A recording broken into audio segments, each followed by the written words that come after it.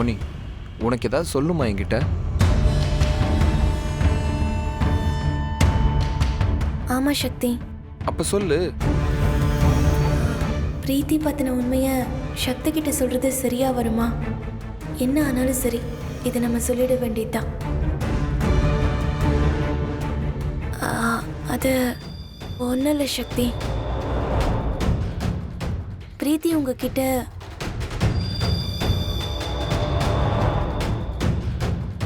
பிரீத்தி என்கிட்ட அது சொல்லு பொன்னி. இல்ல, அது பிரீத்தி உங்ககிட்ட ஆர்டர் கேன்சல்னு நேத்தே சொன்னது ஒரு வகையில நல்லதுதான்னு சொல்ல வந்தேன். அதனால தானே சீக்கிரமா நீங்க சில விஷயங்களை பண்ணி அந்த ஆர்டரை உங்க கையை விட்டு போகாம காப்பாற்ற முடிஞ்சது. அத சொல்றியா நீ? கரெக்ட் தான் பொன்னி.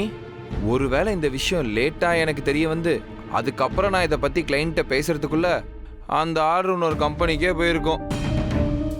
நேத்து நைட்டே பிரீத்தி நம்ம ரூம் கதவை தட்டி இந்த விஷயத்த சொல்ல போய் தான் அப்படி எதுவும் நடக்காம இருந்துச்சு. அதுதாங்க நானும் சொல்ல வந்தேன்.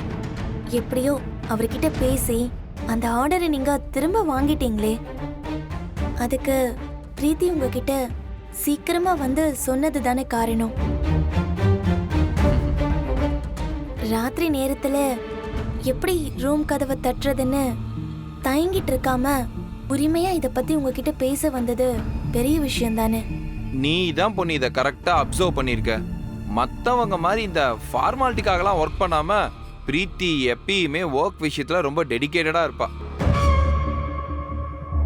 சரி பொன்னி, நீ தூங்கு. ம். சக்தி,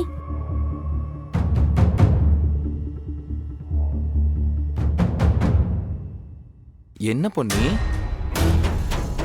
முதல்ல ஏதோ சொல்லணும்னு வந்த, அது என்னன்னு கேட்டா பிரீத்தி அப்படி இப்படின்னு அவளுக்கு சர்டிபிகேட் கொடுத்த.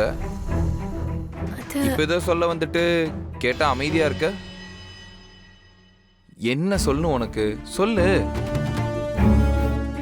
பிரீத்தி பத்தின உண்மையெல்லாம் ஆதாரபூர்வமா சொன்னாதான் சக்தியால அதை நம்ப முடியும்.